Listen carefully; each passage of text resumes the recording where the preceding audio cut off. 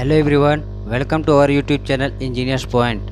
आई hope आप सभी लोग अच्छे होंगे और आप लोग की पढ़ाई अब फाइनल हो चुकी होगी और अब आप लोग रिवीजन कर रहे होंगे। तो इसी रिवीजन के ही पर्पज़ से हमने क्या किए थे कि आप लोगों के लिए जो मॉक टेस्ट के क्लासेस लेके आ रहे हैं। तो मॉक टेस्ट के क्लासेस में पिछले कुछ लेक्चर जो आ चुके हैं उसमें 1 से लेके 1 से लेके 150 तक के क्वेश्चन अटैम्प्ट हुए। फिर उसके बाद हमने 51 से लेके 100 तक के क्वेश्चन अटैम्प्ट करा चुके हैं। अब हम बात करेंगे इससे आगे, ठीक है। ये सारे क्वेश्चन मैंने यहाँ तक करा चुके हैं। अब हम आते हैं आगे और अब बात करेंगे, ठीक है, 101 से लेके 150 तक के क्वेश्चन को आज अटेम्प्ट करेंगे और इसमें सारे जो भी आपके डाउट्स होंगे, जो भी आपके प्रॉब्लम, उन्हें सॉल्व करने की कोशिश की जाएगी। और कोशिश ये करो कि अगर वीडियो अच्छी लगे तो ठीक है, अपने दोस्तों में भी बाकी लोगों को शेयर करो जिनके अभी फ़िलहाल एग्ज़ाम है। और कोई भी डाउट या कोई भी क्वेरी हो आप हमें कमेंट बॉक्स में पूछ सकते हैं। और कोई भी नई टॉपिक या जो भी जानकारी चाहिए तो उसके बारे में भी हम लोगों से कोई भी सजेशन ले सकते हैं। तो चलिए मैं शुरू करता हूँ अपने फर्स्ट क्वेश्चन पे। फर्स्ट क्वेश्चन की बात करें तो कह रहे हैं कि इसमें प्लेट गर्डर, ठीक है, पूछ रहे हैं कि प्लेट गर्डर की ऊर्ध्वाधर जो वर्टिकल स्टीफनर होता है, ऊर्ध्वाधर दृढ़कार होता है, वो आवश्यक होता है जब वेव की शुद्ध गहराई, ठीक है, गहराई दे रखे हैं और क्या कह रहे हैं टी का इन्होंने रेशियो दे रखे हैं। कह रहे हैं अब बताइए कि इसमें जो शुद्ध गहराई होती है वो डी और वेव की मोटाई थिकनेस टी का अनुपात जो होता है वो वर्टिकल स्टीफनेस में कब आवश्यक होता है। तो मैं इस सब की टॉपिक बताने से पहले थोड़ा सा आपको डिटेल में समझा देता हूँ, क्योंकि ऐसे क्वेश्चन आपके बहुत सारे एग्जाम में पूछे जाते हैं। तो ऐसे डाउट्स बार बार ना आए, तो इसलिए मैं क्या करूँगा, थोड़ा आप लोगों को क्लियर बता देता हूँ। देखो होता क्या है कि जो प्लेट गर्डर लगती है, ठीक है, इस शेप में बनता है। मान लो मैंने इस तरीके के गर्डर बना रहा हूँ, ठीक है। अब चलो मैं बात करता हूँ इसमें गर्डर की। जब आप गर्डर देखते हो तो यहाँ से क्या होता है,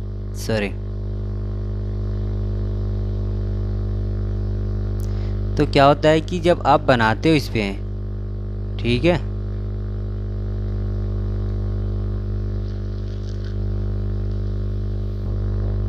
तो कुछ ऐसे आपका सेक्शन बनता है। और ये जो सेक्शन होता है, अगर मैं इसका साइड व्यू देखे तो देखो यहाँ से बनेगी आई से। हमारा प्लेट गर्डर अक्सर किस में बनता है, आई सेक्शन बनता है। ये तो आपको पता ही होगा कि आपके जो सेक्शन बनते हैं किस में बनते हैं, आई सेक्शन के टाइप पे बनते हैं। जो भी हमारे सेक्शन होता है किस में होता है, आई सेक्शन। अब मैं बात करता हूँ इसके सेक्शन में। देखो ये मेरा साइड व्यू हो गया और जब मैं उसके, ठीक है, इधर से एलिवेशन साइड से देखूंगा तो इसका क्या होगा, इस तरीके का दिखेगा। तो कह रहे हैं कि ये जो थिकनेस होती है ये क्या होती है, ये होती है हमारी डी। और जो हमारी इसकी ये थिकनेस होती है, फ्लैंज हो गई या वेव हो गई, तो इनकी जो थिकनेस है मान लो टी दे रखे हैं। तो कह रहे हैं कि जो इसकी d/t की वैल्यू बताइए कि कितनी होगी जब वर्टिकल स्टीफनर यूज करते हैं। तो देखो वर्टिकल स्टीफनर कब यूज करते हैं, हम उस टाइम पे यूज करते हैं जब क्या होता है कि जब हमारी ये बकलिंग हो, तो मेंबर हमारा ये वाली मेंबर ऐसे बकल हो जाती है, ठीक है। ये क्या होती है, ये जो वेव होती है ये वेव को ही बकल से, ठीक है, इसको रजिस्ट करने के लिए, बकलिंग को ही रजिस्ट करने के लिए क्या करते हैं हम यहाँ पे एक वर्टिकल ऐसे स्टीफनर यूज करते हैं, ठीक है। अब देखो मैं दूसरे कलर में दिखा रहा हूँ। ये होता क्या है कि इसके जो स्टीफनर होते हैं इसमें क्या करते हैं, ऐसे हम स्टीफनर लगाते हैं वर्टिकली मेंबर के तौर पे। जैसे मान लो यहाँ भी हमने लगा दिए, तो ये क्या होते हैं, ये सारे वर्टिकली स्टीफनर लगाते हैं। इनके बीच की कई बार लेंथ पूछता है, जो होते हैं इनके सेंटर टू सेंटर 1.5 डी से लेके 3 डी तक, ठीक है, जो इफेक्टिव डेप्थ होती है उसके आसपास सेंटर टू सेंटर पे रखते हैं। तो ये जो होते हैं ये क्या करते हैं, बकलिंग को रजिस्ट करने के लिए जो हम लगाते हैं ये होती है हमारी वर्टिकल स्टीफनर। तो वही पूछ रहे हैं कि जो d/t कितनी होनी चाहिए जब हमें ज़रूरत पड़े कि इसकी वर्टिकल स्टीफनर की। तो जब इसकी वैल्यू, ठीक है, अब मैं बात करता हूँ आगे इस पर। अब ध्यान देना कि ये वैल्यू बहुत सारे पूछे जाते हैं कई बार। ये कि आपके क्या हैं, एक कोडल प्रोविजन वैल्यू दिए गए हैं। तो कोडल प्रोविजन वैल्यू होने के कारण मैं आप लोगों को थोड़ा और डिटेल में समझाऊंगा कि क्योंकि आप लोगों को डाउट ना रहे कोई चीज़, ठीक है। देखो अगर इसकी वैल्यू, ये वाली वैल्यू, अगर d/t की वैल्यू क्या हो जाए, अगर 85 से 85 से कम हो तो क्या करेंगे, विदाउट स्टीफनर यूज करेंगे। हम विदाउट स्टीफनर को यूज करके क्या करेंगे, अपनी स्ट्रक्चर को डिज़ाइन करेंगे। अगर इसी की वैल्यू d/t जो इसकी डेप्थ है और जो इसकी थिकनेस है मेंबर की, अगर उसकी क्या हो गई, अगर ये वैल्यू किससे हो गई, 85 से ज़्यादा हो गई, तो क्या करेंगे हम वर्टिकल स्टीफनर यूज करेंगे। कौन सी, ऊर्ध्वाधर दृढ़कारी यूज करेंगे, करेक्ट। अब हम अगर इसकी वैल्यू ये वाली d डिवाइड बाई टी की वैल्यू अगर 85 से ज़्यादा हो गई, ठीक है, 85 से ज़्यादा हो गई और d डिवाइड टी की वैल्यू और किससे 200 से कम हो गई, 200 से कम हो गई तो क्या हो जाएगी ये वैल्यू, तब हम क्या करेंगे, वर्टिकल स्टिफनर तो यूज करेंगे ही करेंगे, साथ में क्या करेंगे, इसके साथ में प्लस क्या करेंगे, ओरिजेंटल स्टिफनर को भी हम क्या करेंगे, यूज करेंगे। किसको, horizontal stiffener, correct, horizontal stiffener को भी क्या करेंगे, हम यूज करेंगे। और अगर यही वैल्यू, ये कई रेंज में दिए गए हैं, सारे वैल्यू क्या हैं हमारे, ये सारे कोडल प्रोविजन वैल्यू दिए गए हैं। अगर ये वैल्यू कितनी हो गई, अगर हमारी 200 से लेके ज़्यादा हो गई, किससे, 250 से कम हो गई, कितनी, 250 से, अगर 250 तक कम हो गई तो क्या करेंगे, वर्टिकल स्टिफनर तो यूज करेंगे ही करेंगे, ठीक है, प्लस इसके साथ में क्या करेंगे, एक और स्टिफनर यूज करेंगे, 2 ओरिजेंटल स्टिफनर को यूज करेंगे। जैसे कि यहाँ जो शेप है तो यहाँ एक यहाँ लगाएंगे, पहले तो मान लो यहाँ लगाएंगे, इसकी क्या होती है, डेप्थ होती है 0.2 D के आसपास होती है। फर्स्ट स्टिफनर अगर ओरिजेंटल जब यूज करते हो तो एक यहाँ लगती है, फिर क्या करते हैं, एक यहाँ पे ऐसे यूज करते हैं, ठीक है, फिर एक इस तरीके से होती है, ऐसे बारी बारी से क्या होते हैं हमारे स्टिफनर को यूज करते हैं। आज जब 2 स्टिफनर यूज करेंगे तो इसकी जो डेप्थ होगी ये क्या होगी, यहाँ से लेके 0.5 D तक होती है, आधे के आसपास रखते हैं। तो जब आधा डेप्थ हो जाएगी तो क्या करेंगे, यहाँ एक लगाएंगे और ऐसे बारी बारी से क्या करते हैं, स्टिफनर को लगाते हैं। ये क्या होता है, हमारी जो क्रिपलिंग लोड होती है, ठीक है, उसको क्या करते हैं, रजिस्ट करने के लिए इस चीज़ को यूज करते हैं। तो जब हम 200 से लेके डी कम होती किसकी, डेप्थ और उसकी थिकनेस की रेशियो से, अगर 200 से कम और 250 से कम और 200 से ज़्यादा हो तो क्या करेंगे, vertical plus horizontal stiffener use करेंगे। और अगर क्या हो गई, अगर यही वैल्यू 250 से भी ज़्यादा हो गई और 345 से कम हो गई तो क्या करेंगे, हम इसकी वैल्यू को वर्टिकल तो यूज करेंगे प्लस 3 स्टिफनर, एक प्लस, ठीक है, एक्स्ट्रा मेंबर देखेंगे कि डिज़ाइन करके कि कहाँ वैल्यू आती है, फिर उसके हिसाब से क्या करेंगे, हम ओरिजेंटल स्टिफनर को इसके हिसाब से डिज़ाइन करते हैं। करेक्ट हो गई। ये सारे आपके क्या हैं, कोडल प्रोविजन वैल्यू हैं। ये कहाँ से दिए गए हैं, आपके IS 800, ठीक है, 800 2007 में। एक सारे आपके क्या हैं, गिवन किए गए वैल्यू, वहाँ से क्या है, ये सारे, ठीक है, ये सिर्फ क्वेश्चन पूछे जाते हैं। तो अब यहाँ से अगर मैं क्वेश्चन को देखूँ तो कह रहे हैं कि अगर ये बताइए कि जो ये वैल्यू दी गई प्लेट गर्डर में, अगर ऊर्ध्वाधर जो वर्टिकल स्टिफनर है की आवश्यक कब होगी, गहराई और उसकी थिकनेस के रेशियो का कितना ज़्यादा होना चाहिए, D/2 85 से ज़्यादा होना चाहिए। ये मैंने बता चुके हैं, इसे आप अपने नोट्स में लिख लेना, ये बहुत ज़्यादा पूछे जाते हैं आपके एग्जाम में। अब मैं बात करता हूँ नेक्स्ट क्वेश्चन में। नेक्स्ट क्वेश्चन में कह रहे हैं कि प्लेट गर्डर में दृढ़कारी जो हमारी स्टिफनर होती है उसका प्रयोजन क्या होता है। तो उसका प्रयोजन होता है कि जो भी हमारी, जो अभी मैंने यही बताया ना, जब हम यूज क्यों कर रहे हैं, क्योंकि हमारी जो ये वेव है ये क्या हो जाए, बकल ना हो जाए, ठीक है, ये वेव क्या हो जाए, बकल ना हो जाए, इसीलिए क्या कर रहे हैं, यहाँ पे हम वर्टिकल एक और मेंबर क्या कर रहे हैं, ऐड कर दे रहे थे, यही कर दे रहे थे ना इसके बगल में, कि ये क्या हो, एक दूसरे से साइड में बकल ना हो। तो इसी को क्या करते हैं, दूसरे क्वेश्चन में यही पूछ रहे हैं कि प्लेट गर्डर में दृढ़कारी का प्रयोजन क्या होता है। तो हम कह सकते हैं कि धारण प्रतिबल, ये तो गलत है। कह रहे हैं कि गर्डर की आघूर्ण वहन क्षमता, ये क्षमता को वहन नहीं करता है। ये क्या करता है, वेव प्लेट, जो हमारे वेव प्लेट होती है इसी की बकलिंग को क्या करता है, रोकने के काम में लाया जाता है, ठीक है। अब हम आते हैं नेक्स्ट क्वेश्चन में। नेक्स्ट क्वेश्चन में कह रहे हैं कि ये बताइए कि एक प्लेट गर्डर, जो आपकी प्लेट गर्डर है, किस संपीड़न, ठीक है, कंप्रेशन फ्लेंज जो टॉप पे लगती है, कि सेंटर ऑफ ग्रेविटी और तनन फ्लेंज जो होती है उसकी सेंटर ऑफ ग्रेविटी के बीच की दूरी को क्या कहलाती है। अगर मैं यहाँ से बात करूँ, ये जो मेंबर है ये वाली, ठीक है, मान लो यहाँ मैंने दिखा रहा हूँ, दिख रहा है ना, क्रशर पे ध्यान देना कहाँ मैंने लाइन खींच रहा हूँ। ये वाली कह रहे हैं कि अगर इसकी, ये हमारी क्या होती है, टॉप जो फ्लेंज होती है उसको क्या कहते हैं, कंप्रेशन फ्लेंज बोलते हैं, संपीड़न फ्लेंज। और जो हमारी बॉटम होती है इसको क्या बोलते हैं, इसे बोलते हैं हम टेंशन फ्लेंज बोलते हैं। करेक्ट। अब मैं बात कर रहा हूँ इसके बीच की दूरी को, इनके सेंटर ऑफ ग्रेविटी और इसकी centre of gravity. Centre of gravity कहाँ होती है हमारी, दो फ्लेंजों को जहाँ फोर्स एक्ट करते हैं उनके वेट फार करते वही होती है सेंटर ऑफ ग्रेविटी। यहाँ से क्या होगी, इसकी डिस्टेंस पूछ रहा है सेंटर, तो इसकी क्या होगी, प्रभावी डी यही होती है कि हमारी प्रभावी डेप्थ होती है, ठीक है। अब मैं बात कर रहा हूँ यहाँ पे प्रभावी गहराई होगी, यहाँ क्या हो जाएगी हमारी सी ऑप्शन, गहराई हो जाएगी। अगर शुद्ध गहराई तो जो हमारे टॉप से लेकर बॉटम तक होती है वही हमारी शुद्ध गहराई। अब हम आते हैं नेक्स्ट क्वेश्चन में।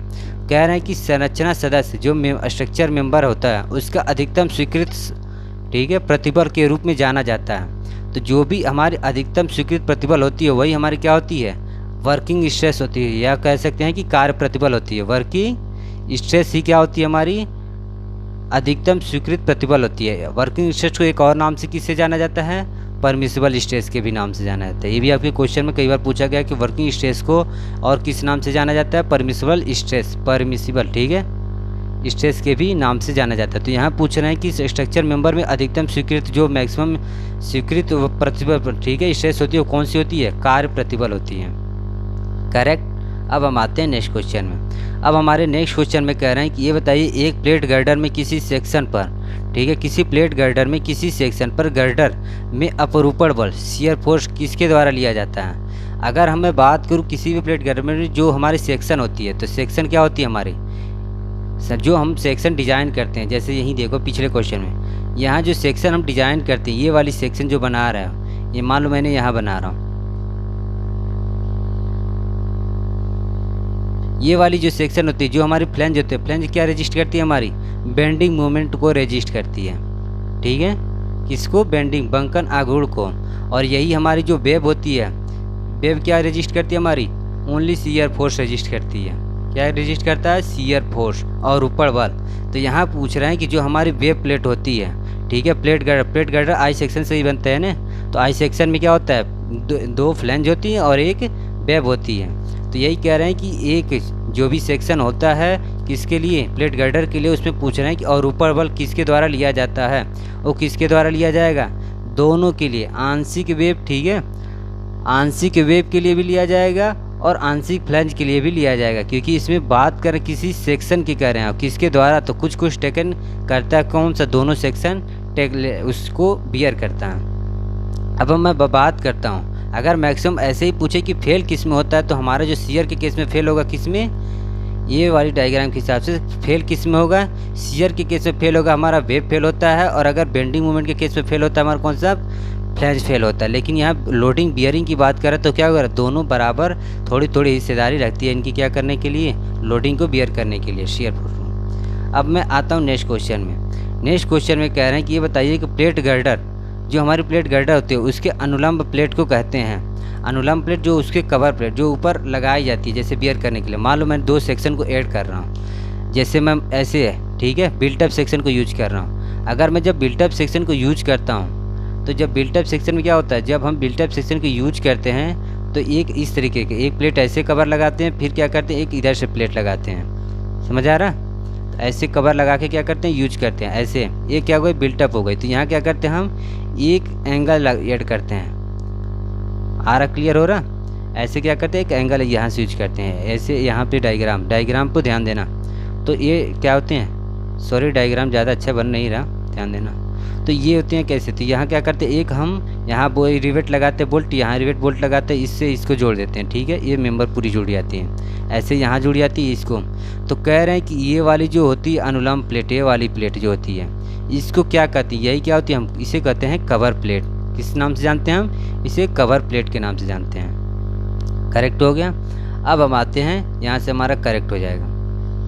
अब हम आते हैं नेक्स्ट क्वेश्चन में। नेक्स्ट क्वेश्चन में कह रहे हैं कि ये बताइए प्लेट गर्डर में, ठीक है, कह रहे हैं कि प्लेट गर्डर में बंकन आघूर्ण प्राथमिक रूप से निम्न, ठीक है, प्रतिरोधित रजिस्ट किया जाता है। अब देखो यहाँ डायरेक्ट पूछ रहे हैं ना कि प्लेट गर्डर में क्या होता है, बेंडिंग मोमेंट किसके द्वारा, प्राथमिक रूप से कह रहे हैं, ठीक है, प्राइमरी कंडीशन में कह रहे हैं कि किसके द्वारा रजिस्ट किया जाता है। तो मैंने बताया कि जो हम बनाते ऊपर, ठीक है, टॉप वेव होती है, वो क्या होती है, बेंडिंग मोमेंट को रजिस्ट करते हैं, कौन, फ्लैंज, और हमारी शियर क्या होती है, हमारी वेव, ठीक है, शियर फोर्स को कौन रजिस्ट करता है, वेव करता है। तो यही कहना है कि रजिस्ट कौन करता है, तो हमारा जो फ्लैंज होता है वही क्या करता है, हमारा शियर फोर्स को रजिस्ट करता है। करेक्ट, सॉरी, शियर फोर्स क्या करता है, फ्लैंज हमारा क्या होता है, बेंडिंग मोमेंट को रजिस्ट करता है, और वेव क्या होता है, शियर फोर्स को रजिस्ट करता है। अब हम आते हैं नेक्स्ट क्वेश्चन में। अब यहाँ बात कर रहे हैं, ये कह रहे हैं कि ये बताइए कि बियरिंग्स, ठीक है, जो बियरिंग संदर्भकारी होती है उसकी वास्तविक लंबाई, ठीक है, एक्चुअल लंबाई का जो इफेक्टिव लेंथ होता है उसका अनुपात क्या होता है, वो हमारी होती है 0.7%, सॉरी 0.7 होती है। ये भी आपका क्या है, कोडल प्रोविजन है, ये आपके कहाँ से मिलेंगे, IS 800 2007 से मिलेंगे। अब हम आते हैं नेक्स्ट क्वेश्चन में। नेक्स्ट क्वेश्चन में कह रहे हैं कि ऊर्ध्वाधर जो ऊर्ध्वाधर वर्टिकल स्टीफनर होते हैं वो कहाँ लगाए जाते हैं, जब गर्डर की गहराई से मोटाई के अनुपात। देखो दोबारा वही क्वेश्चन पूछे हैं जो फर्स्ट क्वेश्चन था, कह रहे हैं कि D/T जो होता है, ये कह रहे हैं गहराई से मोटाई का अनुपात किसके लिए, वर्टिकल स्टीफनर के लिए। तो कितने होने चाहिए, 85 से जब ज़्यादा हो जाएगी तो क्या हो जाएगी, हमें वर्टिकल स्टीफनर की ज़रूरत पड़ जाएगी। तो यहाँ से क्या हो जाएगा, हमारा बी ऑप्शन करेक्ट हो जाएगा। सही है। अब हम आते हैं नेक्स्ट क्वेश्चन में। नेक्स्ट क्वेश्चन में कह रहे हैं कि ये बताइए सामान्यतः प्लेट गर्डर की गहराई या ऊंचाई, प्लेट गर्डर की गहराई या ऊंचाई की पार्ट की लंबाई कितनी होनी चाहिए। जो हम गहराई लेते हैं प्लेट गर्डर की, उसकी अप्रॉक्स में कोडल प्रोजेक्ट में बताया कि ये कि उसका जो स्पॉन होता है, ठीक है, उसकी कुछ वैल्यू होती है, उसके रेशियो की ही वो क्या होती है, उसकी थिकनेस या गहराई क्या होती है, बराबर होती है। तो वही बताया गया। तो हमारे कोडल प्रोजेक्ट में क्या बताया गया है कि जो स्पॉन होती है, ठीक है, मान लो अगर ये पार्ट हो गई, पार्ट का जो क्या होता है वैल्यू 10 से लेके कितनी होती है, पार्ट के 12 तक की वैल्यू को क्या कहते हैं हम, गहराई या ऊंचाई के रूप में लेते हैं इसकी वैल्यू को। ठीक है, तो हो गई जो हमारी गहराई लेते हैं उसकी क्या लेते हैं, पार्ट की 1/10 से लेके पार्ट की 1/12 तक की वैल्यू को लेते हैं। तो यहाँ से हमारा क्या हो जाएगा, सी ऑप्शन करेक्ट हो जाएगा। अब हम आते हैं नेक्स्ट क्वेश्चन में। कह रहे हैं कि समतल के बाहर, ठीक है, जो समतल के बाहर के वेव विरूपण को कहते हैं। देखो क्या होता है कि जो हमारी वेव होती है, ठीक है, जब मैं एक डायग्राम बना रहा था तो उस डायग्राम में मैंने ऐसे शो किया था।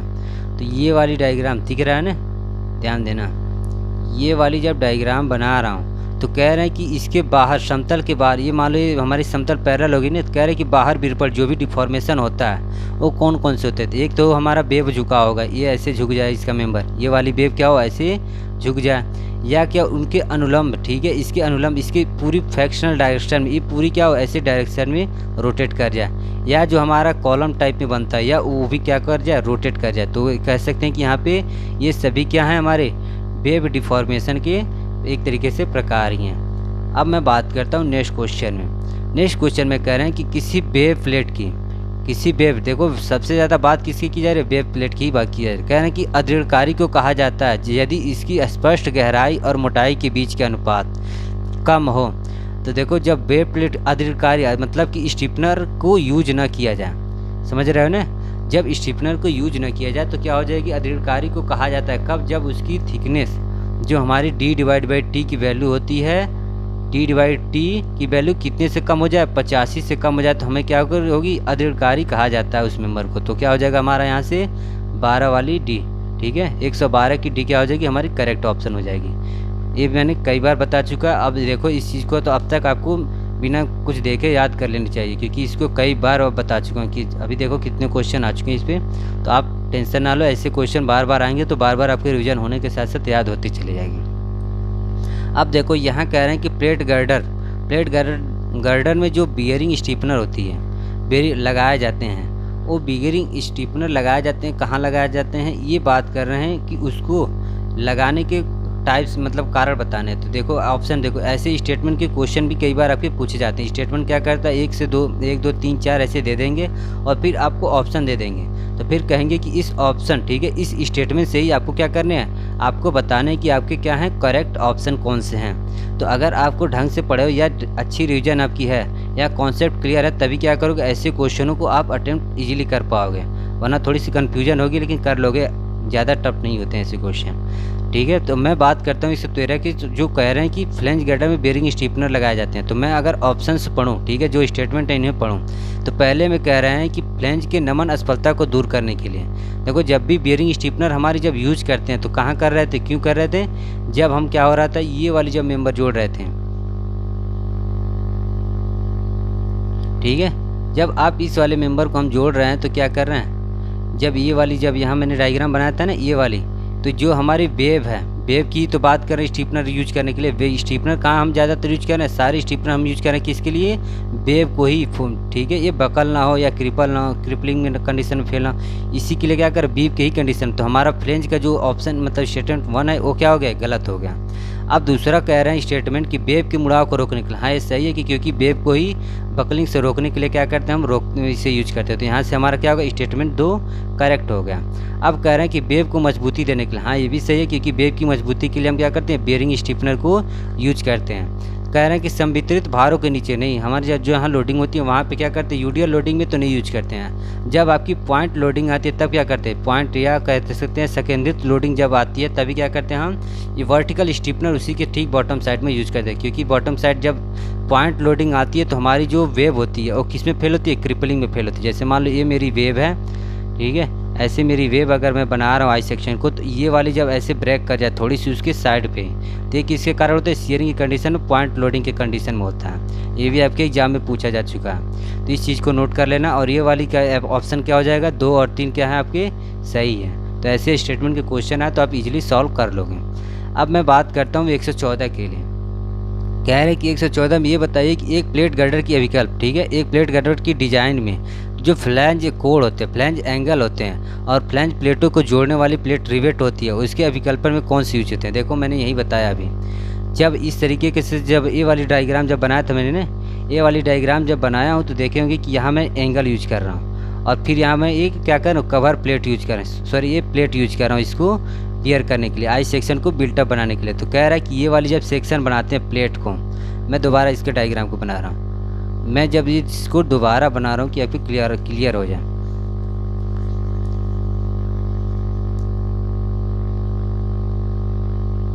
देखो जब मैं इस सेक्शन को बना रहा था तो ये क्या कर रहा था, यहाँ पे एक प्लेट लगाऊंगा, फिर एक बॉटम साइड में क्या कर रहा हूँ, एक प्लेट लगा रहा हूँ। इस प्लेट में क्या करता हूँ, आई सेक्शन बना रहा हूँ मैं। तो आई सेक्शन बनाने के लिए मैं क्या कर रहा हूँ, यहाँ से एक प्लेट कवर लोड और यहाँ से मैं क्या कर रहा हूँ, एंगल जो ऐड कर रहा हूँ। एंगल से क्या कर रहा हूँ, मैं इन्हें जोड़ रहा हूँ एक दूसरे से। तो एंगल से, सॉरी क्लियर है। अब देखो मैं जब यहाँ पे इसके प्लेट से जब एंगल, यही क्वेश्चन में क्या पूछ रहा है, क्वेश्चन को दोबारा पढ़ो। क्वेश्चन में कह रहा है कि ये बताइए जो सेक्शन यूज कर रहा है, यहाँ कह रहा है ना क्वेश्चन कह कि फ्लैंज एंगल की बात कर और फ्लैंज प्लेटों की बात कर रहा है। तो जब मैं बात करूँ फ्लैंज एंगल, ये मेरी क्या हो जाए, ये फ्लैंज हो गई, ठीक है, फ्लैंज प्लेट हो गई और ये क्या हो गई मेरी फ्लैंज एंगल हो गई। यहाँ से आप क्या कर जोड़ रहे हैं, तो कह रहा है जब इसको आप जोड़ रहे हो किसके थ्रू, रिवेट के थ्रू, तो इस किस में फेल होने की, यहाँ से मान लो रिवेट से आपने जोड़ रखे हैं, तो कह रहा है कि किस में फेल होने कंडीशन में। तो जब आप इस सेक्शन को, इस वाले को सेक्शन को मैं अगर हटा के यहाँ लेके आऊँ काट के, तो देखो यहाँ पे एक सेक्शन था, ये वाली प्लेट बन रही थी, ठीक है, और फिर यहाँ से मेरा एक सेक्शन ऐसे बन रहा है। तो यहाँ जब जोड़ रहा हूँ मैं तो एक ही जगह सेक्शन मेरा फेल हो रहा है ना। देखो मैं मेरा क्वेश्चन कार घूम रहा है, इस वाले सेक्शन पे ही तो फेल हो रहा है। तो जिस जगह पे फेल हो तो एक ही शेयर कट रहा है ना, यहाँ पे किस में फेल हो रहा है, एक ही शेयर की कंडीशन में क्या हो रहा है, फेल हो रहा है इस जगह पे। ये मेरी प्लेट एक हो गई, ये मेरी एंगल हो गई, तो एक जगह फेल होने की कंडीशन में क्या हो जाएगा, ये सिंगल शेयर की कंडीशन में क्या हो रहा है, फेलियर हो रही है, या कह सकते हैं कि एकल।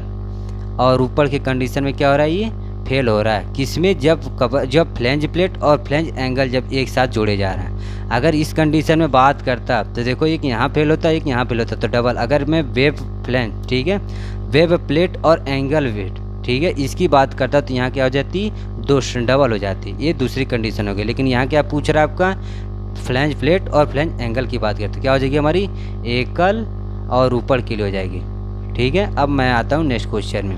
देखो नेक्स्ट क्वेश्चन में 115 में कह रहे हैं कि ये बताइए जो सदस्य जो कि ढकने वाले पदार्थ के इस्पात की छत कैंची का आधार देता है। तो जब मैं बात करूं अपनी छत कैंची के लिए,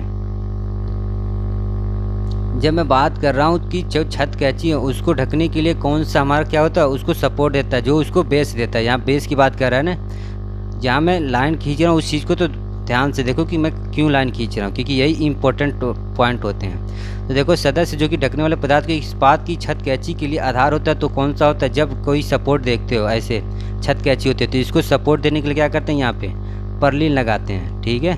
छत कैंची के लिए क्या करते हैं, कवर को यहीं पर क्या करते हैं, पर्लिन को यूज करते हैं। यही क्या होगी हमारी सपोर्ट कौन देती है हमें, इसको पर्लिन देती है।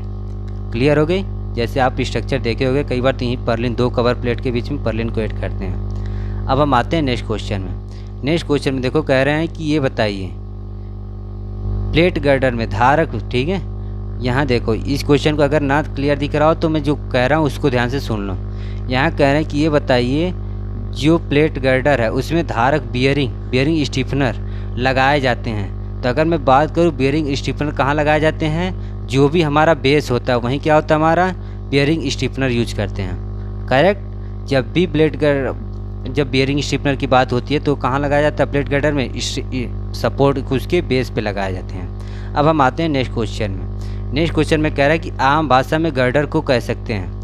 आम भाषा में गर्डर को मैंने कई बार, अभी कितनी बार जो भी डायग्राम बना रहा हूँ किस में बना रहा हूँ, आई सेक्शन। हर बार कितने में बनाया हूँ, आई सेक्शन, बिल्डअप या रोड सेक्शन, लेकिन किस में, आई सेक्शन की ही बात हो रही है। तो जब भी गर्ड सेक्शन को आम भाषा में कहें तो क्या कह सकते हैं, आई धरन, आई बीम कह सकते हैं। करेक्ट हो गई। अब हम आते हैं नेक्स्ट क्वेश्चन में।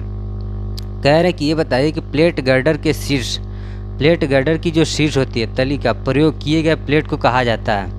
अभी मैंने ये वाली डायग्राम बनाया था, ये वाली जब डायग्राम बनाया तो देखे हो यहाँ जब उसके ऊपर शीर्ष पे जो कवर यूज कर रहा हूँ, जैसे 2 सेक्शन, जब मैं बार बार अलग अलग सेक्शन यूज करता हूँ, मान लो यहाँ वाली डायग्राम बना रहा हूँ, ठीक है, फिर मैंने यहाँ पे एक बार बनाई, ये क्या कहते हैं,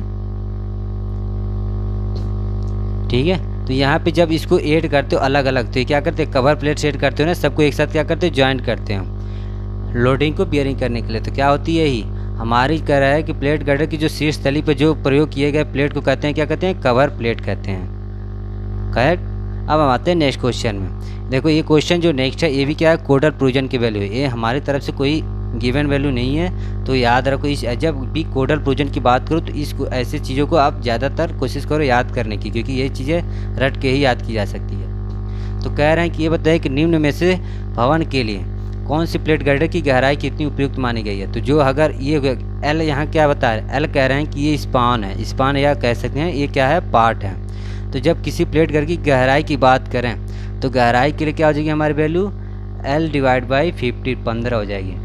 क्या हो जाएगी हमारी भवन की प्लेट गहराई के लिए जो हमारी वैल्यू होती है वो क्या होती है, हमारी वैल्यू हो जाती है हमारी पार्ट डिवाइड बाई क्या हो जाएगी, 15 हो जाएगी गहराई के लिए। ये भी कोडल प्रोविजन वैल्यू है। अब हम आते हैं नेक्स्ट में। कह रहे हैं कि एक सीधा खड़े खंड पर संपीड़न भार लग रहा है तो उसे क्या कहते हैं। जब भी कोई सीधा खड़ा, ठीक है, कोई मेंबर है, ऐसे मान लो कोई मेंबर है एक आपका, ये मेंबर हो गई ना, इस पर कह रहा है कि सीधे खड़े पे एक लोडिंग लग रही है, तो ये कौन सी लोडिंग हो जाएगी, ये हो जाएगी हमारी क्या हो जाएगी, स्तंभ हो जाएगी, कॉलम। कभी भी देखे होगे, ये तो आप कई बार पढ़िए, तो इजी क्वेश्चन है। अब मैं आता हूँ नेक्स्ट क्वेश्चन में। और स्टड तो बता ही चुका हूँ कि ये क्या होता है, जो भी ट्रस बनते हैं उसमें जो कंप्रेशन फोर्स लगता है, ठीक है, वो क्या होती है, स्ट्रट होती है। स्ट्रट क्या होती है, एक इंक्लाइंड मेंबर होती है, वर्टिकल मेंबर नहीं होते, क्या होती है, इंक्लाइंड मेंबर होती है। कौन, स्ट्रट होती है। टाई मेंबर तो बता चुका हूँ कि जो भी ट्रस होता है जिसमें टेंसाइल फोर्स एक्ट करते हो, क्या होते हैं, टाई कहलाते हैं। अब मैं आता हूँ नेक्स्ट क्वेश्चन में। कह रहे कि स्तंभ जोड़ पट्टी का प्रयोग क्या बढ़ाने के लिए किया जाता है। जो स्प्लाइस यूज किया जाते हैं, पट्टी यूज की जाती है, उसका प्रयोग क्या बढ़ाने के लिए किया जाता है, उसकी क्या होती है, उसकी लंबाई को बढ़ाने के लिए क्या करते हैं, हम स्प्लाइस को यूज करते हैं। जैसे मान लो 2 मेंबर यहाँ हो गए, यहाँ मेंबर है, अब मैं यहाँ प्लेट लगा के इसको ऐड कर रहा हूँ, तो मेरे क्या हो गई, ये मेंबर स्प्लाइस है, यहाँ से मैं रिवेट वगैरह लगा के जोड़ रहा हूँ, तो क्या हो जाएगी, मेंबर को क्या करूँ, बढ़ाने के लिए ही यूज कर रहा हूँ। स्तंभ की लंबाई को बढ़ाने के लिए क्या करता हूँ, स्प्लाइस यूज करता हूँ। आते हैं नेक्स्ट क्वेश्चन में। कह रहे हैं कि बियरिंग दृढ़कारी, बियरिंग स्टिफनर होती है वो किस रूप में बनाए जाते हैं। तो बियरिंग दृढ़कारी जो होती है वो किस में बनाई जाती है, स्तंभ के रूप में बनाई जाती है। ओके, कहाँ यूज की जाती है, बेस पे, आधार पे क्या करते हैं, यूज करते हैं हमसे। अब आते हैं हम नेक्स्ट क्वेश्चन में। नेक्स्ट क्वेश्चन में कह रहे हैं कि प्लेट गर्डर में फ्लैंज जो होती है संबंधन, इनमें से किसके पास रखना उचित होगा। कह रहे हैं कि फ्लैंज की बात करें, एक बार फिर दोबारा क्वेश्चन को ध्यान से पढ़ो। कह रहे हैं कि प्लेट गर्डर में फ्लैंज संबंधन, फिर फ्लैंज की बात हो रही है, संबंधन किसके पास होती है। तो जब भी फ्लैंज की बात होगी, तो मैंने कहा फ्लैंज की जब भी बात होगी तो क्या होगी, हम बेंडिंग मोमेंट की बात करते हैं, ठीक है। बेंडिंग मोमेंट के कंडीशन में क्या बात करते हैं, हम फ्लैंज की बात करते हैं। और जब भी शियर फोर्स की कंडीशन में बात करते हैं, हम किसकी बात करते हैं, वेव की बात करते हैं। तो यही कह रहे हैं कि जो प्लेट गर्डर में फ्लैंज संबंधन है तो किस में हो जाएगी, जो भी न्यूनतम बेंडिंग मोमेंट होगी उसके लिए क्या करते हैं, हम रखना उचित होता है। क्योंकि अगर मैक्सिमम रखोगे तो आपके ये नहीं होंगे कि कब फेल हो जाए, कोई कंडीशन नहीं है। लेकिन हम जब डिज़ाइन करते हैं तो ये प्रोसेस लेके चलते हैं कि हमारी इस कंडीशन में न्यूनतम लोडिंग में क्या हो, फेल ना हो। तो किस कंडीशन, मिनिमम बेंडिंग मोमेंट के स्थान पर हम क्या करते हैं, इसको फ्लैंज को उचित संबंधन दी जाती है। अब हम आते हैं नेक्स्ट क्वेश्चन में। कह रहे हैं कि प्लेट गर्डर में क्षैतिज दीर्घकाय ओरिजेंटल जो स्टिफनर यूज की जाती है उसकी आवश्यकता होती है कब, यदि पेटा की गहराई, पेटा बोले तो उसकी थिकनेस, ठीक है, डी की गहराई, टी की गहराई, कह रहे हैं कि मोटाई कितनी होनी चाहिए। मैंने बता चुका था कि ओरिजेंटल मेंबर की कब यूज करेंगे, जब इसकी वैल्यू क्या हो 85 से ज़्यादा हो, d/t की वैल्यू, और क्या हो 200 से कम हो। तो क्या करते हैं हम इसकी की यूज करते हैं किसकी, ओरिजेंटल स्टीफनर की और वर्टिकल। तो यहाँ से क्या हो जाएगा हमारा बी ऑप्शन करेक्ट हो जाएगा। अब हम आते हैं नेक्स्ट क्वेश्चन में। यहाँ कह रहे हैं नेक्स्ट क्वेश्चन में कि ये बताइए कि स्टील गर्डर, ठीक है, स्टील गर्डरों के डिजाइन में वेब के व्याकुंचन, देखो यहाँ फिर पूरा है, वेब के व्याकुंचन बकलिंग के रजिस्ट में वृद्धि लाने के लिए निम्न अवयवों को इस्तेमाल करते हैं। कह रहे हैं कि जब भी हमारी स्टील गर्डर जो बनाते हो, स्टील गर्डर क्या होता है, जो स्टील गर्डर जब हम प्लेट गर्डर ही होता है, जब कहते हैं कि वेब जो उसका वेब होता है वो वेब की बकलिंग, ठीक है, इस कंडीशन में फेल को ही रजिस्ट करने के लिए क्या हम यूज करते हैं। तो हम यूज करते हैं, देखो कह रहे हैं ऑप्शन में देखो तो अनुदैर्ध्य दृढ़कारी।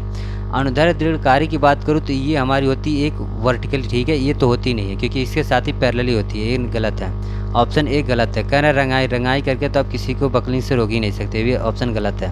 कह रहे हैं कि सी, कह रहे हैं सी में कह रहे हैं कि लेड बियरिंग दृढ़कारी भी नहीं यूज करते हैं। क्या करते हैं हम, वेब दृढ़कारी, क्योंकि हमारी वेब ही तो फेल हो रही है, बकल हो रही है, तो हम क्या करते हैं वेब दृढ़कारी, वेब स्टीफनर कोई क्या करते हैं यूज करके हम क्या करते हैं इसको रजिस्ट करते हैं इसकी बकलिंग को।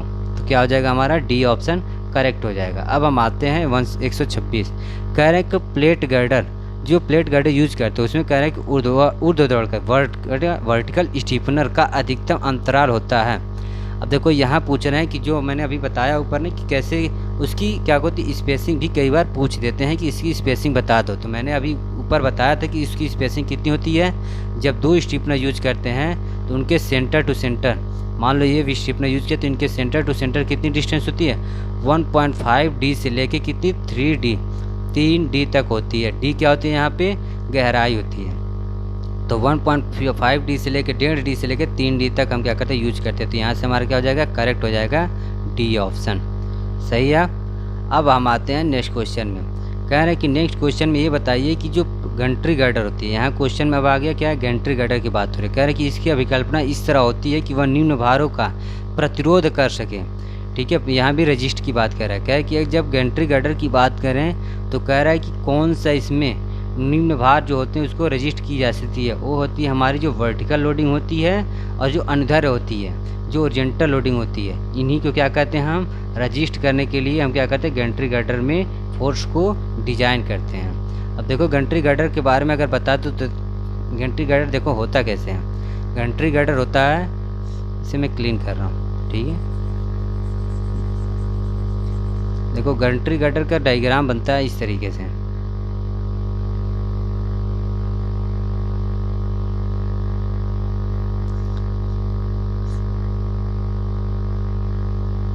गंट्री गर्डर में डायग्राम क्या होता है, ये जो गंट्री गर्डर बनाते हैं ये गंट्री गर्डर क्या होता है, ये जो होते हैं हमारी, जब देखे हो कई बार आप अगर गन्ने की मिल वगैरह में गए हो, ठीक है, गन्ने की मिल में गए हो या कहीं ज़्यादा लोडिंग, ठीक है, टावर बिल्डिंग होती है वहाँ पे, तो क्या होता है कि एक बंदा, ठीक है, कोई बैठा होता है मशीन लेके और उस सारी चीज़ों को क्या करता है यहाँ पे एक लेके आता है ऐसे, ठीक है, वेब स्लैब होती है एक वेब स्लैब, यहीं पे क्या करता है यहाँ पे एक रोलिंग होती है ऐसे घूमती रहती है, वो घूमते घूमते ऐसे घूम के आगे जाती है और यहीं पे क्या होती है जहाँ हमारी मशीन होती है वहाँ पे क्या करती है इसको गिराती है, वेट करती है। तो ये जो गंट्री गर्डर इसका सपोर्ट है इस तरीके से बनता है। आई सेक्शन पे क्या करते हैं इसके सपोर्ट को बनाते हैं, यहाँ भी होती है, इसकी सेक्शन क्या होती है ऐसे यहाँ भी होती है। अब ये क्या होता है यहाँ पे कोई वॉल या कोई भी कॉलम होता है, यहाँ पे क्या करते हैं इसके एक आइस एक, ठीक है, स्प्लाइस लगा के इसको ऐड करते हैं इस जगह पे।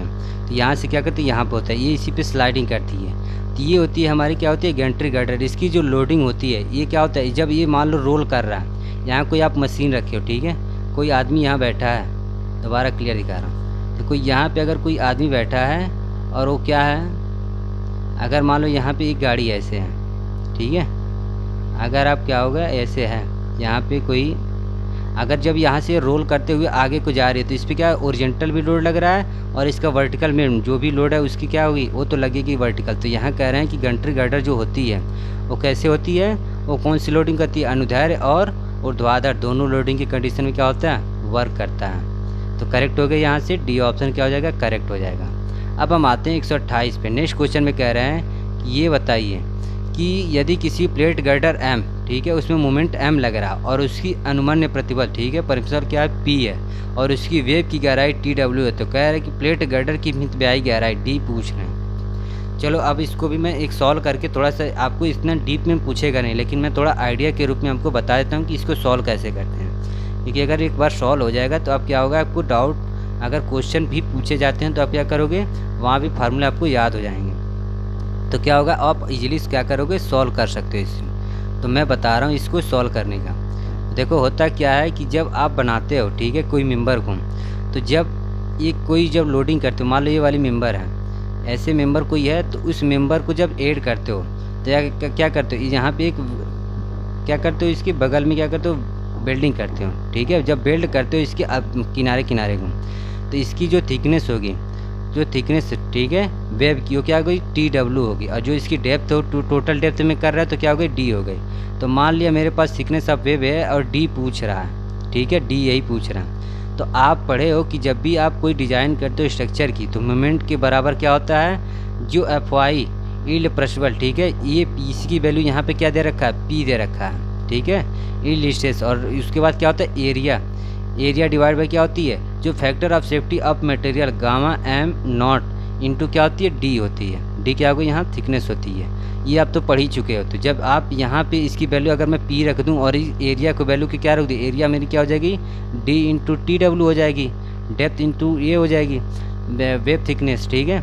तो जब मैं इस चीज़ को जो फाइंड आउट करूँगा, दोबारा सॉल्व करूँगा इस रूप में मैं जब लाऊँगा, तो क्या हो जाएगी, मेरी वैल्यू हो जाएगी M इक्वल टू हो जाएगी P into D into TW divide by, इसकी वैल्यू आप पढ़ चुके होंगे कोडल प्रोविजन में कि क्या कितनी दी गई है, 1.1 दी गई है। तो जब इसकी वैल्यू मैं यहाँ 1 रख दूँ तो और इंटू D कर दूँ, तो मेरी इस वाले वैल्यू को जब पूरा फैक्टर ऑफ सेफ्टी को रख के पूरी वैल्यू को जब सॉल्व करूँगा, तो ये वैल्यू आ जाएगी M इक्वल टू कितनी हो जाएगी, M इक्वल टू हो जाएगी P इंटू D का square into TW divide by 1.1। अब मैं D को यहीं रखूं और इस वैल्यू को यहाँ लेके आऊँ, ठीक है, बाहर को, तो ये मेरी क्या हो जाएगी, 1.1 हो जाएगी, और ये क्या हो जाएगी 1.1 इंटू, ठीक है, इसे यहाँ लेके आए तो हो जाएगी M डिवाइड बाई, ये डिवाइड बाई P इंटू क्या हो जाएगी इसकी TW डिवाइड क्या हो जाएगा, D स्क्वायर हो जाएगी। ये वैल्यू क्या है जी, फाइंड आउट करने के बाद हमारी वैल्यू आ गई। तो जब इसको अंडर रूट करोगे तो ये वैल्यू बाहर आ जाएगी, तो ये वैल्यू क्या हो जाएगी, पूरी अंडर रूट आ जाएगी, समझ रहे हो। तो ये वैल्यू क्या हो जाएगी, हमारी करेक्ट हो जाएगी। सॉरी, मैंने यहाँ जो बताया ये क्या अनुमानित प्रतिबल कह रहा है, तो जब इस वैल्यू को फैक्टर ऑफ सेफ्टी में रखोगे तो दोबारा इसकी वैल्यू क्या हो जाएगी, एक और फैक्टर लग जाएगी, तो दोनों 1.1 की ही वैल्यू आएगी, सही है। देखो जब इसको अनुमान्य प्रतिबल की बात कर रहा है, ठीक है, परमिसिबल स्ट्रेस दिया, मेरे पास क्या मालूम है, मुझे मालूम है कि यील्ड स्ट्रेस मालूम है, और आप पढ़े हो कि जब भी परमिसिबल या वर्किंग स्ट्रेस बराबर क्या होती है, इसकी बराबर वैल्यू होती है कि जो यील्ड स्ट्रेस, ठीक है, यील्ड स्ट्रेस डिवाइड बाई क्या होते हैं, फैक्टर ऑफ सेफ्टी लेते हो तो 1.1 लेते हो। तो यहाँ वर्किंग स्ट्रेस क्या है, यही हमें दिया गया, और हमारी यील्ड स्ट्रेस में हमें यहाँ फॉर्मूले में है, तो जब इसको मल्टीप्लाई करोगे तो यहाँ वाली ये वैल्यू हो जाएगी, फिर क्या हो जाएगा, ये स्क्वायर हो जाएगी, तो ये वैल्यू क्या हो जाएगी, बाहर हो जाएगी, करेक्ट है। तो यहाँ से याद रख सकते हैं कि इसकी वैल्यू कितनी हो जाएगी, 1.1 under root M divide by P। इसको दोबारा अगर सॉल्व करोगे तो ये क्या हो जाएगी, ऊपर आ जाएगी वैल्यू, तो फिर सॉल्व कर सकते हो।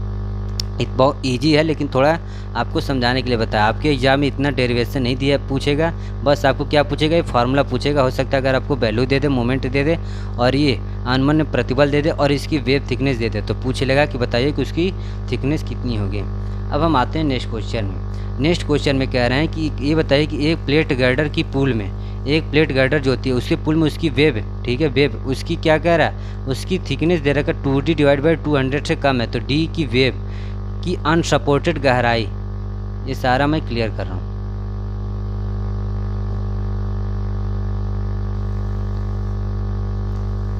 कह रहा है कि ये बताइए उसकी वेब प्लेट तब लगाए जाते हैं, कब लगाएंगे, जब उसकी 2D से क्या होगी, कम हो गई। तो कम जब होता है 2D से, सॉरी D डिवाइड बाई 200 से, तो उसकी वैल्यू क्या हो जाती है हमारी, वो वैल्यू हमारी हो जाती है जब T डिवाइड बाई T की वैल्यू 200 से कम हो जाती है, तो क्या करते हैं, वर्टिकल भी यूज करते हैं और ओरिजेंटल स्टीफनर दोनों को यूज करते हैं। ये मैंने फर्स्ट क्वेश्चन में ही सारे अच्छे से एक्सप्लेन कर रखे हैं, तो आप यहाँ से क्या कर सकते हो, कह सकते हो कि हमारा B और C दोनों करेक्ट हैं। अब हम आते हैं नेक्स्ट क्वेश्चन में।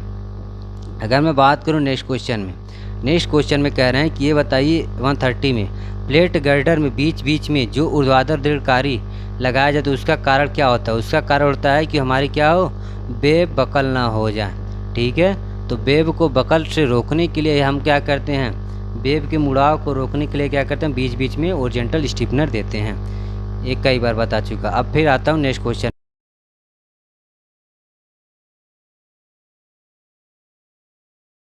नेक्स्ट क्वेश्चन एक कोडर प्रोविजन क्वेश्चन है। ठीक है, ये क्वेश्चन क्या है, कोडर प्रोविजन। इसमें कह रहे हैं कि गसेट प्लेट की मोटाई निम्न में से कम नहीं होनी चाहिए। निम्न में से किससे कम नहीं चाहिए? 8 mm। क्या होगा? 8 mm से हमारी कम नहीं होनी चाहिए किसी गसेट प्लेट की मोटाई। ये आपकी कोडर प्रोविजन है, इस चीज़ को आप याद रखना। अब हम आते हैं नेक्स्ट क्वेश्चन। कह रहे हैं कि नेक्स्ट क्वेश्चन में कि स्तंभ जोड़ पट्टी कहाँ लगाई जाती है? जो स्तंभ जोड़ जो स्प्लाइस होती है वो किस जगह पे लगाई जाती है? वो लगाई जाती है हमारी चौड़ाई, जो भी हमारी ठीक है विड्थ होती है उसकी ऊंचाई पे लगाते हैं। क्या? स्प्लाइस को। जब हम अब देखते हो ऐसे जब दो मेंबर को जोड़ते हो तो यहीं भी स्प्लाइस लगाते हो ना, उसकी जो विड्थ होती है। अगर मैं 3D टाइप में बनाऊँ, चलो मैं कोशिश कर रहा हूँ 3D बनाने की, तो ऐसे ही बनती है ना। थोड़ा सा ये मेंबर ऐसे होगा, फिर इसमें इस तरीके से जाएगा और इसके अंदर आई सेक्शन बनेगा।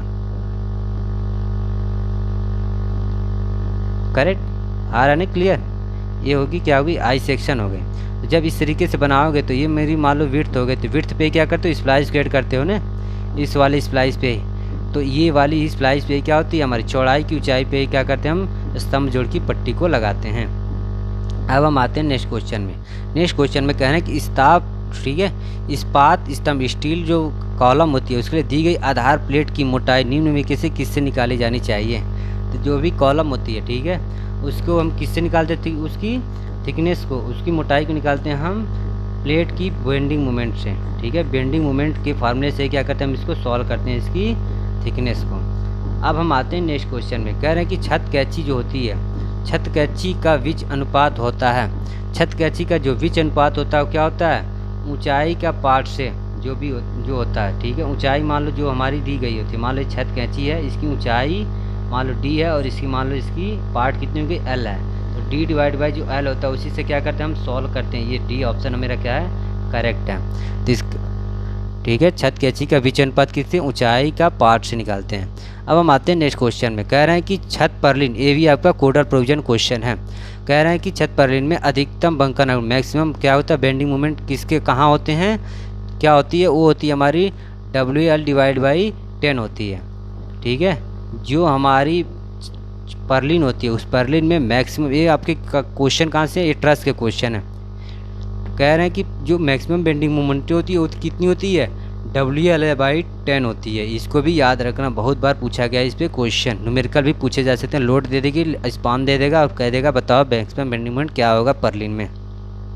अब हम आते हैं ट्रस का सर्वाधिक। नेक्स्ट क्वेश्चन, ट्रस का सर्वाधिक महत्वपूर्ण ज्यामितीय स्वरूप होता है। तो आप जानते हो कि ट्रस का सबसे ज़्यादा जो महत्वपूर्ण कौन सा स्वरूप होता है? त्रिकोणीय होती है। जब भी आप बनाते हो क्या करते हो? एक कैंची के रूप में बनाते हो, तो क्या हो गई? ये ट्रायंगल के रूप में हो गई थी। यहाँ कह सकते हो कि त्रिकोणीय स्वरूप सबसे ज़्यादा हमारा क्या होता है? स्वरूप होता है यूज के में। अब कह रहे हैं नेक्स्ट क्वेश्चन में कि कैंची के लिए गसेट प्लेट पर सदस्य के कनेक्शन के लिए न्यूनतम रिवेट संख्या होती है। कैंची जो भी ट्रस बनते हैं उसे गसेट प्लेट पर सदस्य के मिनिमम कितने कनेक्शन, कितनी रिवेट होनी चाहिए? मिनिमम 2 होनी चाहिए। क्योंकि अगर आप इससे ठीक है कम दोगे, मान लो अगर आप ऐसे प्लेट दे रहे हैं, ये आपने प्लेट लगा रखी है, फिर आपने यहाँ से ये आपका क्या है? ये गसेट प्लेट है और आप कोई इसी मेंबर से ऐड कर रहे हो इसको।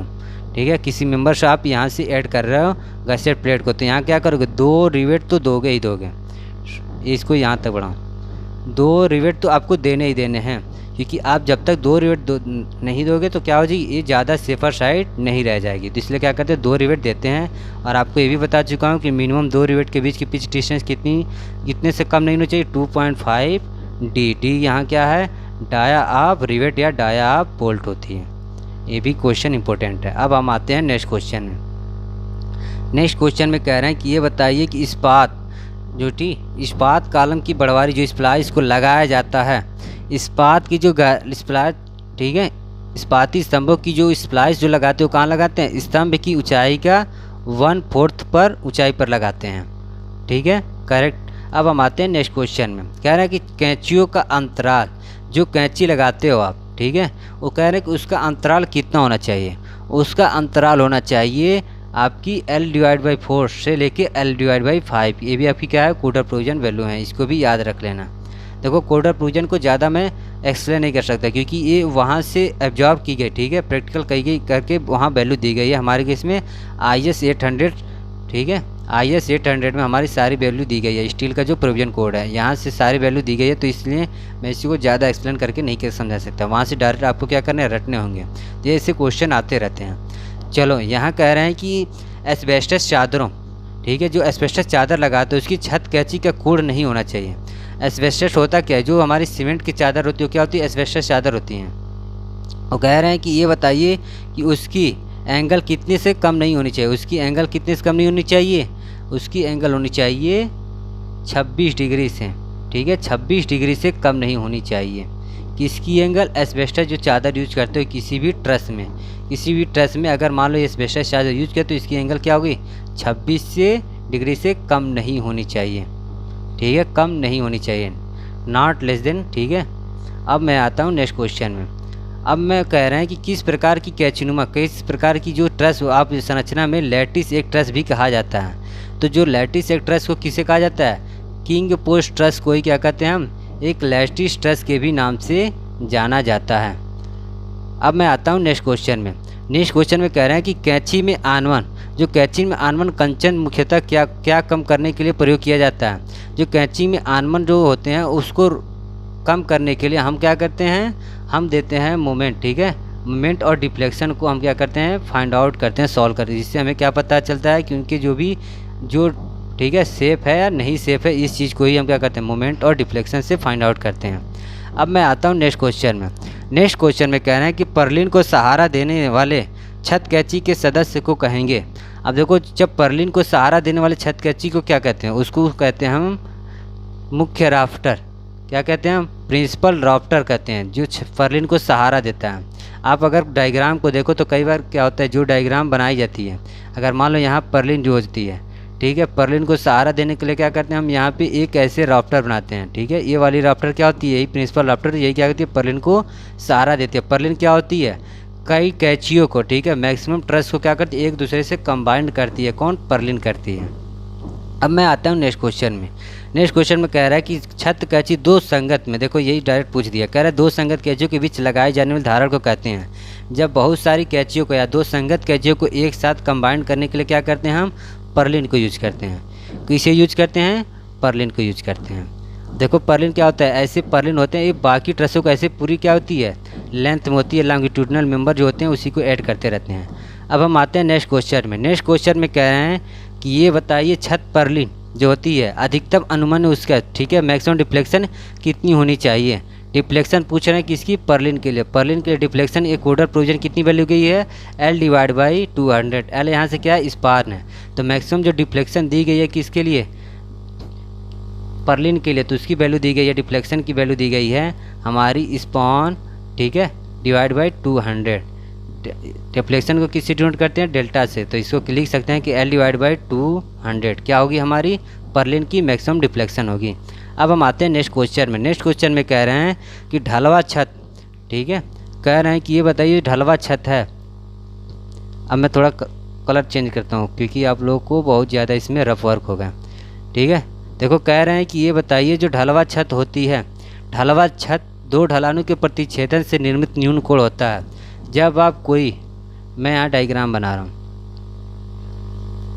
जब मैं डायग्राम बना रहा हूँ किसी चीज़ को, तो कह रहे हैं कि दो ढलवा छत, जब ऐसे ढलवा छत एक बना रहे, एक यहाँ से दो ढलवा छत यहाँ पे, तो यहाँ क्या एक वैली के रूप में हो गई ना, नहीं क्लियर हूँ। देखो जैसे कभी आप क्या कहते हैं, दो ढलवा छत जब ऐसे ऐड करते हो, एक इधर से मान लो, एक मेरा ट्रस ये है, एक मेरा ट्रस ये है, फिर ये मेरा एक ट्रस ये है, ठीक है। जब इनके बीच में यहाँ क्या हो रहा है, एक गैप बन रहा है ना, एक घाटी के रूप में बन रहा है, एक वैली के रूप में बन रहा है, यही क्या होती है, हमारी वैली कहलाती है। दो, ठीक है, यही कह रहा है क्वेश्चन में, दो ढलानों के प्रतिच्छेदन से निर्मित जो न्यून कोण बनता है वो क्या होता है, हमारी घाटी या वैली कहलाती है। करेक्ट हो गई। अब मैं आता हूँ नेक्स्ट क्वेश्चन में। नेक्स्ट क्वेश्चन में कह रहा है कि निम्न में से कौन सा विकल्प ट्रस के मुकाबले स्टील गर्डर होने का एक फ़ायदा नहीं है। क्वेश्चन में ध्यान से पढ़ना, कह रहे हैं फ़ायदा नहीं है। तो फ़ायदा किसके लिए नहीं है, अगर आप वज़न ज़्यादा होगी तो आपकी क्या होगी, मेंबर बहुत जल्दी फेल होने की कंडीशन में हो जाएगी। तो इसलिए क्या करते हैं हम, लोडिंग को तो कभी क्राइटेरिया में लेके चलते ही नहीं हैं। हम मान के चलते हैं कि हमारी लोडिंग क्या है, अप्रॉक्स और करेक्ट है, जो भी हम प्रोविजन से मान के चलते हैं। तो ये क्या होती है, हमारी एक फ़ायदे के रूप में नहीं होती है। अब मैं आता हूँ नेक्स्ट क्वेश्चन में। कह रहा है एक फ्रेम जो एक त्रिभुज की आकृति में सीधे संपर्कों से बनाई जाती है। एक फ्रेम जो होती है जो सीधे संपर्कों से जो बनाई जाती है वो क्या कहलाती है, वो कहलाती है हमारी छत ट्रस। आप देखिए जब छत जो ट्रस बनाते हो, छत ट्रस, उसमें क्या होता है, एक फ्रेम के रूप में होता है, इस तरीके से बनता है। क्या होता है, ऐसे एक फ्रेम के रूप में बनता है। एक क्या होगी, छत ट्रस हो गई एक फ्रेम के रूप में, ये पूरी फ्रेम हो गई। फिर क्या करते हैं हम इसमें अलग अलग तरीके से क्या करते हैं, इसकी स्ट्रक्चर को, ठीक है, ट्रस को जोड़ते हैं। मान लो ये मेरी सपोर्ट है यहाँ से ऐसे, तो क्या होगी, ये मेरी छत ट्रस के रूप में हो गई, पूरी क्या हो गई, ये छत ट्रस के रूप में वर्क करती है। तो यही कह रहे हैं कि एक फ्रेम जो एक त्रिभुज की आकृति से सीधे संपर्कों से बनाई जाती है वो क्या होती है, छत ट्रस होती है। अब मैं बात करता हूँ नेक्स्ट क्वेश्चन में। कह रहे हैं कि जो कंपाउंड फिंग ट्रस के कितने क्षैतिज वेब सदस्य, कंपाउंड फिंग ट्रस की बात कर रहे हैं, कितने क्षैतिज सदस्य होते हैं। तो अगर मैं क्षैतिज सदस्य कंपाउंड फिंग ट्रस की बनाऊँ, तो अगर जब कंपाउंड फिंग ट्रस बना रहा था तो ऐसे हो रहा था ना, जो हमारी क्या होती है, जो ट्रस होती है इस तरीके से, ठीक है, ये ऐसे होती हैं, ऐसे होती हैं। फिर यहीं पे क्या होते हैं, वर्जेंटल, ऐसे इधर भी बना दिया मैंने, तो इस तरीके। तो ये वाली जो कह रहे हैं कंपाउंड फिंग ट्रस के कह रहे हैं कितने क्षैतिज वेब सदस्य होती हैं, तो ये क्या होते हैं, वेब इसी के में होते हैं, 2 वेब सदस्य होते हैं। क्या होते हैं, 2 वेब सदस्य होते हैं। अब मैं आता हूँ नेक्स्ट क्वेश्चन में। नेक्स्ट क्वेश्चन में कह रहे हैं कि इनमें से कौन सी ट्रस है। देखो मैंने कई बार बता चुका था कि ऐसे डायग्राम देके आपकी ड्राइंग की क्वेश्चन जरूर पूछेगा ही पूछेगा। तो 1 से 2 क्वेश्चन तो ऐसे आएंगे, तो इस ऐसे डायग्राम जब आएँ तो आप उस चीज़ को क्या करो, डायग्राम खुद बनाओ रफली और उसके नाम लिखो। और अगर ना हो तो कहना, तो हम लोग एक पर्टिकुलर क्लास लेके आएंगे, इस पर पूरी एक्सप्लेन कर देंगे। ये आप तभी बताओगे जब आप हमें कमेंट बॉक्स में बताओगे कि सर हमें नहीं समझ आ रहा, तभी हम ये ऐसी चीज़ें कर पाएंगे। क्योंकि हमें लगता है कि आप लोग पूरी चीज़ें समझ रहे हो क्लियर, तो हमें ज़्यादातर कोशिश यही करते हैं कि चलो समझ आ रहा है तो आप अपने हिसाब से पढ़ ले रहे हैं। अब मैं बात करूँ अगर 150 की, तो इसमें कह रहे हैं कि इनमें से कौन सी ट्रस है, आखिरी क्वेश्चन है। तो इसमें से कौन सी ये ट्रस कौन सी है, ये ट्रस है हमारी सीलिंग ट्रस, ठीक है। ये कौन सी ट्रस हमारी, सीलिंग ट्रस है, क्योंकि ये हमारी क्या है, एक आर्च के रूप में, ठीक है, वर्क, ठीक है, ऐसे वर्क कर रहा है। और ये पूरी क्या होगी, सीलिंग के रूप में पूरी वर्क करती है। ये इसकी क्या होती है, लेंथ बहुत ज़्यादा नहीं होती है इसके बीच में। अब मैं बात करूँ बो स्ट्रिंग तो बता चुका था। आर्च ट्रस भी, ये भी मैं कई बार पिछले लेक्चर में सारे डायग्राम को मैं बार बार बता चुका हूँ। आर्च ट्रस क्या होता है, ऐसे एक आर्च के रूप में ही वर्क करता है, ठीक है। ये पूरी क्या होती है, आर्च होती है, पूरी क्या होती है, एक पैराबोलिक के रूप में इसके जो क्या होते हैं, टाइम मेंबर वर्क करते हैं, वो होती है आर्च ट्रस होती है। तो देखो आज के इतने क्वेश्चन मैं लेकर आ चुका हूँ, और अगर इसके बाद जब मैं क्या करूँगा, आपको लेके 51 से, ठीक है, 151 से लेके 200 तक के क्वेश्चन नेक्स्ट लेक्चर में अटेम्प्ट कराए जाएंगे। और आज मैंने भी 50 क्वेश्चन अटेम्प्ट करा दी। ये क्वेश्चन कराने का तात्पर्य ये है हम लोग का कि आपके जो टाइमिंग है 130, इसको यूटिलाइज कराने के लिए क्वेश्चन कराया जाना है। तो कोशिश यही करो कि पूरी वीडियो को देखने के बाद अपने पॉइंट ऑफ व्यू और जो भी हों, ठीक है, कमेंट जो भी आपको लग रहा है कि हमें बताने चाहिए तो आप शेयर कर सकते हो। और हमारे टेलीग्राम चैनल से आपको क्या होगी, PDF प्रोवाइड कर दी जाएगी, ठीक है। जो भी अगर आपको डाउट हो वहाँ से PDF में देख सकते हो, अगर यहाँ से आपके क्वेश्चन क्लियर ना हो। और साथ में आपको जो भी प्रॉब्लम्स उन्हें भी शेयर करो। और अगर आपको लग रहा हो कि ये वीडियो अच्छी हो, ठीक है, आई होप हम लोग को यही लगता है कि आप लोग को वीडियो पसंद आ रही है। तो अगर आपको पसंद आ रही है तो चैनल को क्या करो, अपने दोस्तों को शेयर करो, ठीक है, जिन्हें की एग्ज़ाम है। और साथ में सब्सक्राइब करो, जिससे कि बाकी के जो भी लेक्चर आ रहे हैं उनको क्या करें, आपके पास अपडेट पहले आ जाए और आप लोग को पढ़ाई टाइमली होती रहे। तो अब मैं यहाँ से लास्ट क्वेश्चन अटेम्प्ट करा दिया, अब मैं एंड करता हूँ, ठीक है। थैंक यू, जय हिंद।